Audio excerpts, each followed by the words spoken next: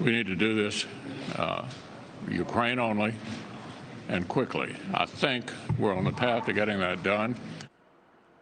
You got to hope that there's some sincere billionaire out there who's going to fund a primary challenge against every single one of those Republican senators standing behind Mitch McConnell. As he said, and we'll quote again, I think we all agree the most important thing going on in the world right now is the war in Ukraine.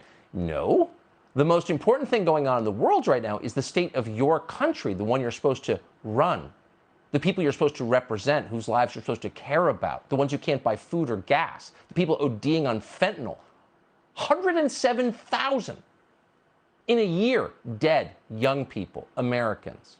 But that's nothing compared to Ukraine. We all agree Ukraine is the most important thing. Really, if you agree with that, you should not be sitting in the United States Senate as a Republican. And yet that's their position. Of course, it's Lindsey Graham's position, just to give you yet another example.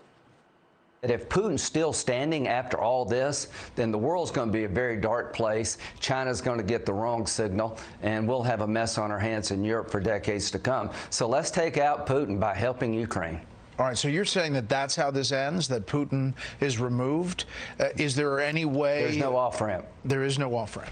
No off-ramp. Let's take out Putin.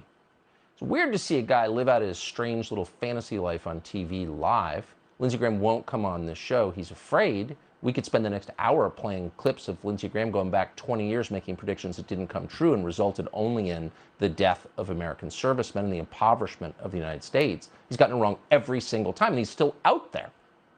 Let's just take out Putin. Really, what would happen then? The country has 6,000 nuclear weapons. Would they be unsecured? You thought we had a mess on our hands when Saddam's arsenals fell into the hands of lunatics and extremists? What would happen to those 6,000 nuclear weapons if we just take out Putin? They don't even think about it. They don't care. They're high on their own supply. Dan Crenshaw of Texas, for example, not a stupid guy, just announced that we're, quote, investing in the destruction of our adversary's military when we spend $40 billion on Ukraine. Investing in the destruction of our adversary's military. Since when did we declare war on Russia? Did anybody vote for that? Our adversary's military? That's what you do in war. Since when are we fighting Russia? Well, since Putin stole the election from Hillary Clinton. Glad to see that Dan Crenshaw has signed up for this new campaign. But you got to wonder at what cost, not just the peril, the real peril that this could escalate into something crushing for the West, but what immediate cost to the United States and our own ability to defend ourselves? All those people who love the military, do they ever ask that question? Right now, Joe Biden and the U.S. Congress have sent so much military aid to Ukraine that our country, the United States, is running out of weapons. According to Bloomberg, quote, Pentagon officials say that Kiev is blowing through a week's worth of deliveries of anti-tank munitions every day. It's also running short of usable aircraft as Russian airstrikes and combat losses take their toll. Ammunition has become scarce in Mariupol and other areas in Ukraine. This is presenting Western countries with a stark choice between pouring more supplies into Ukraine or husbanding finite capabilities they may need for their own defense. That's the line. They may need for their own defense. It's a scary world, and if you blow it all on Ukraine with finite resources, which we have, sorry, where does that leave you? Undefended.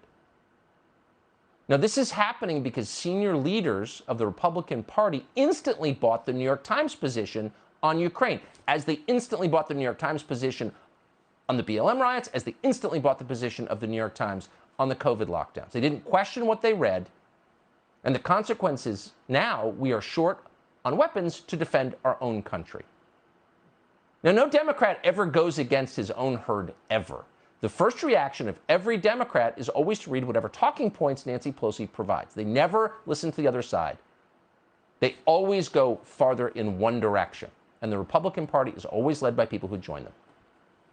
Here, for example, is how Congressman Jamie Raskin of Maryland responded when Marjorie Taylor Greene of Georgia raised an objection with the bill. Wait, what about our country, she said. Here's what he said back.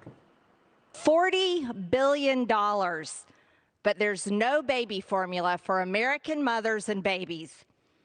An unknown amount of money to the CIA in the Ukraine supplemental bill, but there's no formula for American babies and mothers. We should be paying attention to our country right now. I yield back. Thank you. Gentlelady yields back. The gentleman.